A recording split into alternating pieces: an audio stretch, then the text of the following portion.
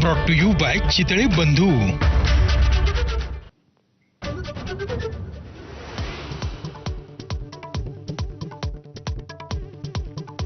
पंतप्रधान पदाचा मोदींचा वारस महाराष्ट्रातून असेल आणि तो संघ ठरवेल खासदार संजय राऊत यांचं भाकीत.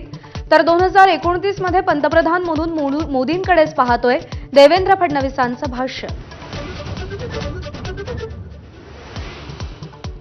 राज ठाकरेंच्या महत्त्वाच्या मुद्द्यांचा विचार करू पाठिंब्याच्या वक्तव्यावर फडणवीसांचं उत्तर.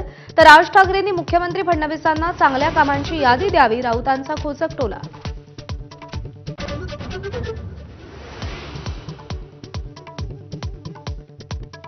कॉमेडियन कुणाल कामराच्या उपस्थितीविषयी साशंकता. कुणाल कामराचा पोलिसांशी कोणताही संपर्क नाही. कामरा आज दिवसभरात हजर झाला नाही तर तिसरं समन्स जारी करण्याची शक्यता.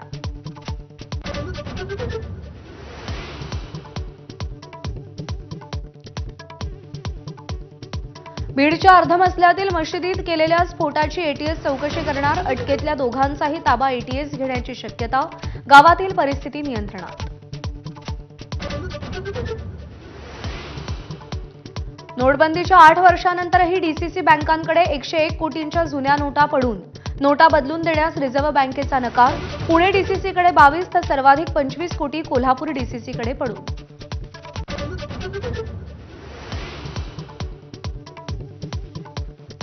देशभरात आज रमजान ईदचा उत्साह. नमाज अदा करण्यासाठी मुस्लिम बांधवांची गर्दी.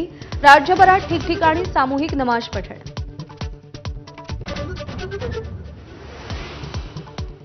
रमजान ईदच्या नमाजात वक्फ दुरुस्ती विधेयकाचे पडसाद. अहिल्यानगरमध्ये वक्फ दुरुस्ती विरोधात फलक तर मालेगाव आणि अकोल्यात मुस्लिम समाजाकडून काळ्या फिती लावून नमाज पठण.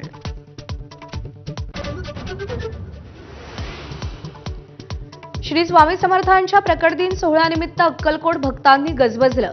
स्वामी समर्थांच्या दर्शनासाठी महाराष्ट्रासह कर्नाटक, आंध्र प्रदेश आणि तेलंगणातून भाविकांची गर्दी. मुंबईमध्ये बांगलादेशी घुसखोरांचा ओघ वाढला. पोलीस कारवाईलाही वेग.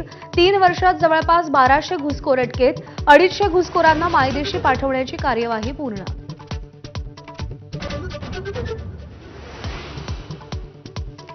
आयपीएलमध्ये पंजाबचाही हैदराबादला दणका तर राजस्थाननं चेन्नईला हरवलं. 2 पराभवांमुळे 10व्या स्थानी गेलेल्या मुंबई इंडियन्सची आज कोलकात्याविरुद्ध लढत.